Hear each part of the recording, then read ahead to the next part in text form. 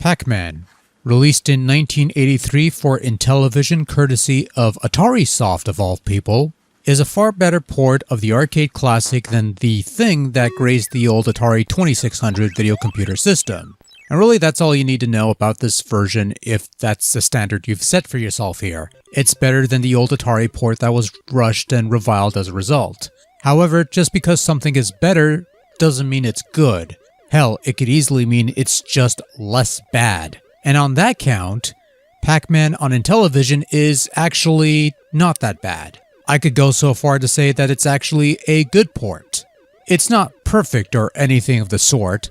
The maze is much smaller in comparison to the arcade original, there are fewer dots to gobble up, and the gameplay is typically slower.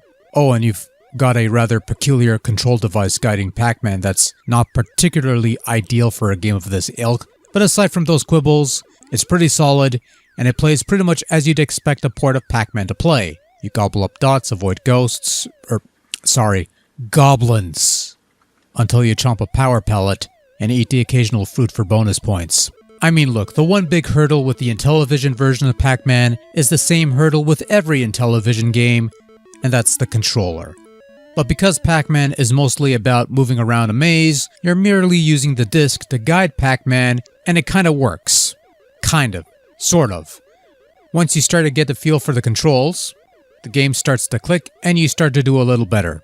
And as you clear more rounds, speed starts to pick up and things get a little more hectic. It's the tried and tested classic Pac-Man gameplay that has endured for years and holds up well in this Intellivision port. In terms of the presentation, it's more square than anything, but you can recognize Pac-Man and the ghosts. Goblins. They're called goblins in this version for some reason, who look decent and animate well enough. And the fruit makes an appearance as well. The layout, at the very least, bears a passing resemblance to the original arcade maze, and you even have the little intermissions that play out every few rounds, so it's not a bad-looking version of Pac-Man. Even the sound is pretty good, recreating all the familiar jingles and sound effects to the best of its ability, and for the most part they nailed it. Is it perfect? No, but it's close enough, and that's good enough in my book.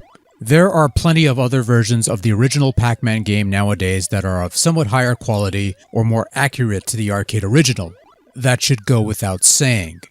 But as far as Pac-Man on Intellivision is concerned, it's actually not bad, and owners of the system would have been thrilled to have a version of Pac-Man that not only looked the part, but also played the part, which is more than what you got on the Atari 2600. A worthy addition to your Intellivision library. And I believe that's 3 for 3?